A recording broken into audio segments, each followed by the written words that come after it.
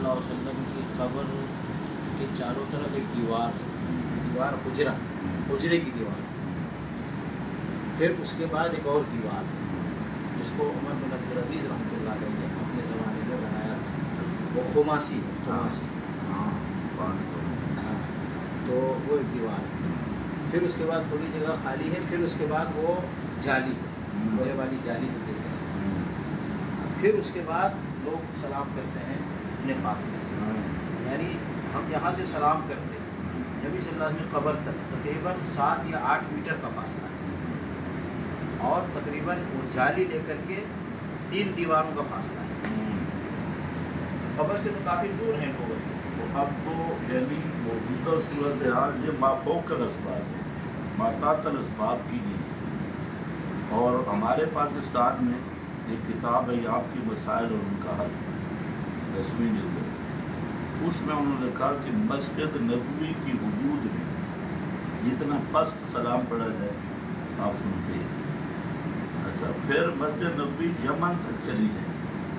اچھا، اسی طرح ہمارے ملک پاکستان میں ایک صاحب گزرے ہیں ماسٹر امین اکڑ، جو اصل میں تو بریلوی تھے، روح دیوبندیوں کے تھے۔ انہوں نے ان کے جو ساری زندگی کے ملفوظات ہیں وہ جمع کیے گئے تسکین الاذکیہ۔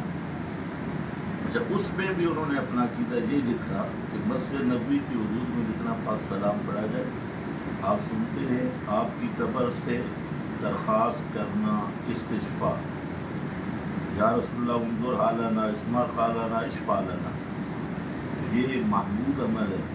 اور یہی عقیدہ مولی سرفراز خان کا ہے، جو معروف عالم استشفاء کا اور سما عادی کا، یہ ان کا عقیدہ ابھی، اور اس طرح کی بہت۔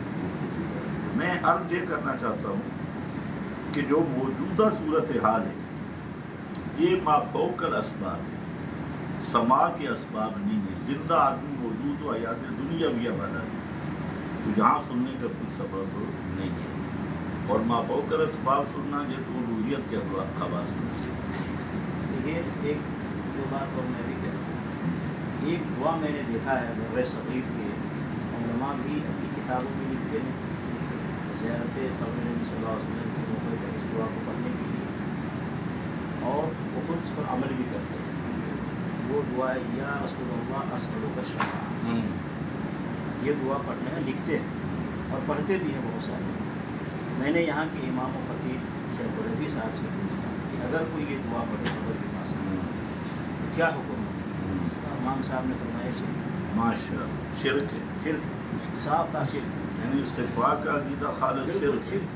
ماشاء اور پہلی بات، دوسری بات میں یہ کہتا ہوں کہ یہ جتنے مسائل بیان کرتے ہیں اللہ کے نبی کی طرف سنتے ہیں، نبی صلی اللہ علیہ وسلم کا جواب ہمارے بزرگ سنتے ہیں اور ہاتھ نکال کے مسافہ بھی کرتے ہیں، بلکہ یہاں تک میں نے ایک مفتی صاحب کی زبانی سنا، کہتے ہیں کہ بیداری میں بھی ہم نبی صلی اللہ علیہ وسلم سے ملاقات کر سکتے ہیں، ان کو دیکھ سکتے ہیں، اور کہتے ہیں کہ ہمارے بزرگوں نے نبی صلی اللہ علیہ وسلم سے بیداری میں ملاقات کیا ہے، تو پھر آگے کیوں نہیں کہتے صحابی ہے؟ یہی بات، اگر بیداری میں ملاقات کیا ہے، ایمان والا ہے تو صحابی ہے، بے ایمان ہے تو پھر صحابی نہیں۔ بالکل یہی تو ٹھیک ہے نا۔ اور ایک بات میں یہ کہتا ہوں، ہمارا مسئلہ سارا حل ہو جائے گا۔ اما عائشہ رضی اللہ تعالیٰ اسی حجرے میں رہی ہیں 40 سال، جس حجرے میں نبی صلی اللہ علیہ وسلم کی قبر ہے، اس حجرے میں اما عائشہ رضی اللہ تعالیٰ کے والد صاحب کی قبر ہے، ابو بکر صدیق رضی اللہ تعالیٰ۔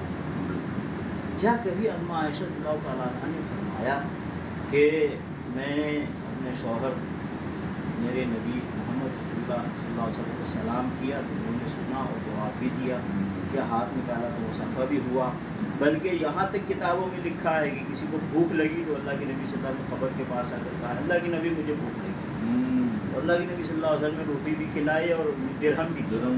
کیا اما عائشہ رضی اللہ تعالیٰ عنہ کو نبی صلی اللہ علیہ وسلم نے کبھی روٹی دیا، درہم دیا؟ بہرکیف میں اشارہ کر رہا ہوں، تو کیا اما عائشہ رضی اللہ تعالیٰ عنہ کو بھی کبھی دیا ہے؟ اور وہیں پہ نبی صلی اللہ علیہ وسلم کی بیٹی فاطمہ رضی اللہ تعالیٰ عنہ ہے، کیا ان کو بھی کبھی دیا ہے؟ ان سے بھی کبھی ملاقات ہوئی ہے؟ وہیں پہ نبی صلی اللہ علیہ وسلم کے 2 داماد ہیں، عثمان غنی رضی اللہ تعالیٰ عنہ، علی رضی اللہ تعالیٰ عنہ، یا ان سے بھی کبھی ملاقات ہوئی نبی صلی اللہ علیہ وسلم کی، ان سے بھی کبھی بات ہوئی ہے، قبر میں جانے کے بعد کی بات کرنا ہے۔ وہیں پہ نبی صلی اللہ علیہ وسلم دو نواسے حسن و حسین رضی اللہ تعالیٰ عنہ، یا کبھی ان سے بھی مصافحہ ہوا ہے، کبھی ان کے بھی سلام کا جواب آیا ہے، کبھی ان کو بھی درہم اور روٹیاں دی گئی ہیں۔ بھائی ہمیں نبی صلی اللہ علیہ وسلم گھرانے کی بات کرو نا، گھر سے کوئی چیز ثابت کرو۔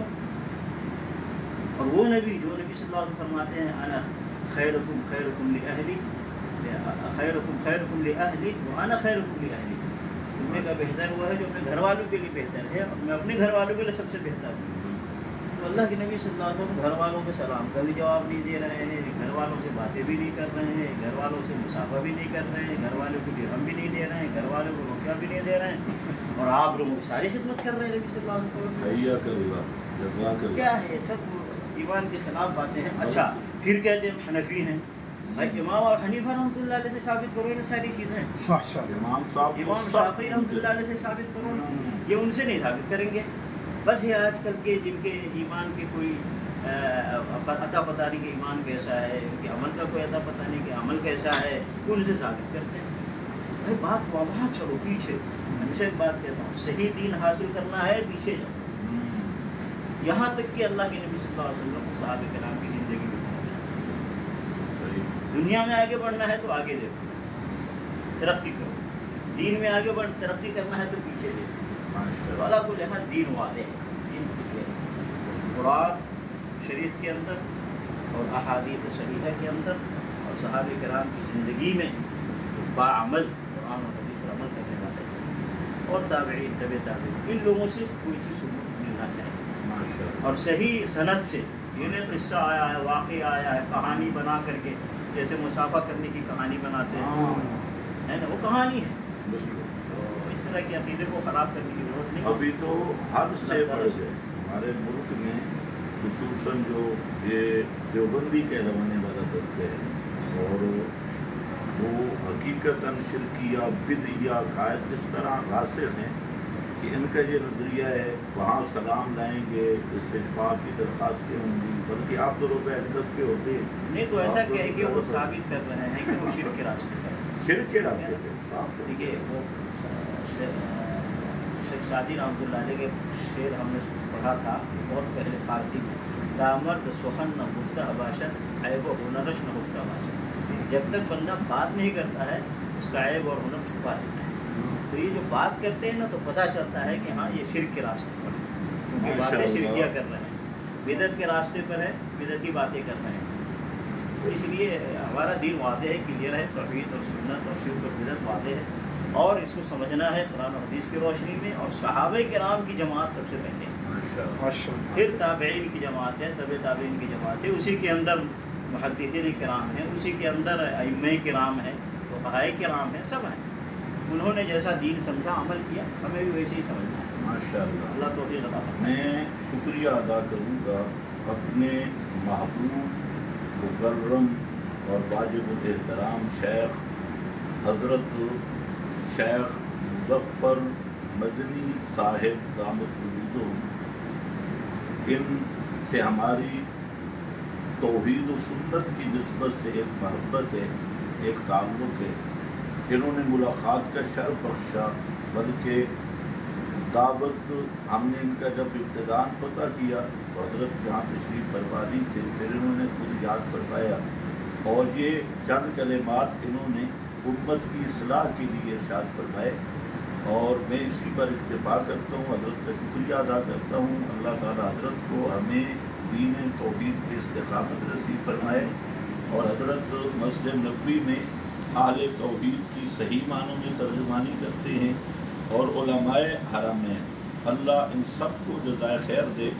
انہوں نے شرک اور بدعات کے خلاف جہاد کا علم بلند کیا ہے، اور بہترین انداز میں تمام مسائل میں الحمدللہ یہ کتاب و سنت اور فہم صحابہ پہ قائم ہے۔